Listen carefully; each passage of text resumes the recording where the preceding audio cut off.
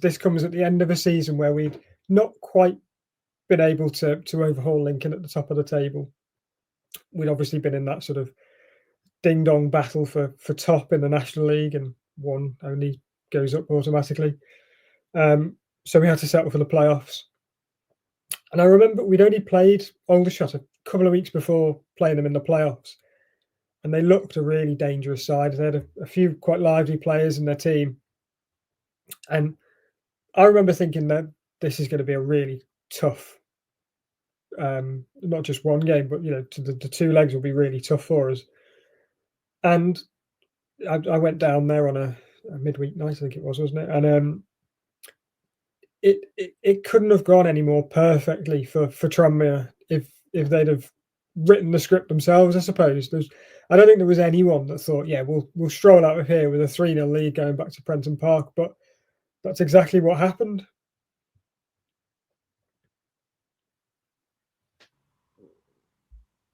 Wednesday night, and I think it was possibly a 7:00 kickoff or something strange like that, wasn't it? It wasn't the usual 7:45, and I assume that was for TV. BT would have been showing it at the time, and I guess that's the reason behind it. And it was just remarkable. I remember bumping into Jay Harris and Steve Jennings before the game because I was there working, and both of them were injured at the time, and that should have really set the alarm bells ringing ahead of what was to come against Forest Green in the playoff final because there were so many players out. But they, despite having all these players absent, they didn't miss them whatsoever because Mickey Mellon had built this squad that someone could just roll into. And eventually there was a straw that broke the camel's back, being that Wallace limps off injured in the second leg of the semi-final. But the first, as you say, it could not have gone any more perfectly. And they get the ball rolling after just 3 minutes when Cole Stockton's on target and never look back from there.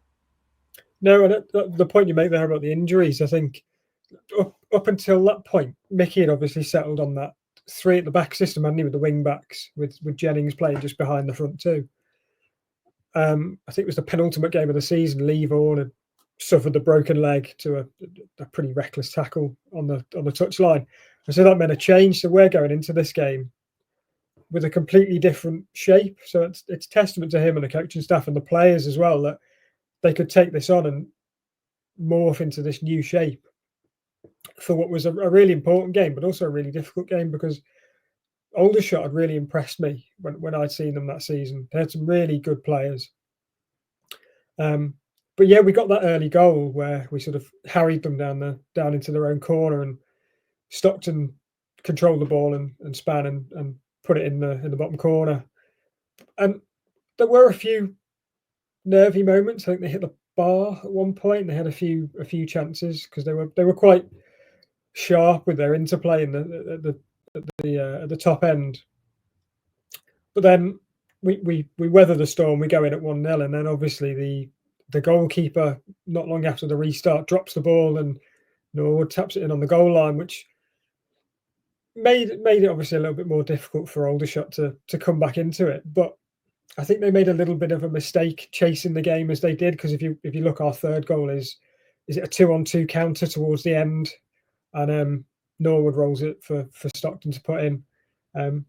Yeah, maybe they didn't need to go quite so hard to try and get a goal, but we were just so professional, so disciplined, so clinical going forward. It was just absolutely perfect. And I remember walking out of that game, I'd gone down with my dad, and I was just like, that's it, we're going to Wembley for a playoff final. We're not giving away a 3-goal lead at Prenton Park. We're just not. And it felt like there was finally, after the first season in the National League where it had been really difficult and we'd lost so many games at home in particular, we finally had that sort of forward momentum where we could, sort of promotion was realistic. It wasn't sort of an intangible. It was something that we could actually achieve. And I felt just pure elation walking out of that ground at the end of the game. It rained. I think there was rain, wasn't there? And people sheltering under the tree if they were on the bit of the uncovered stand.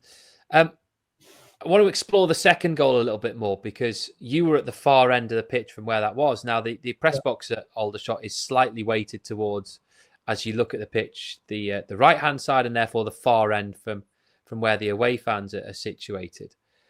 And even in the press box, it took us a moment or two to realise what had happened when Norwood scores the goal after the keeper drops the ball, because everyone's just kind of waiting for the referee to blow his whistle and pull play back.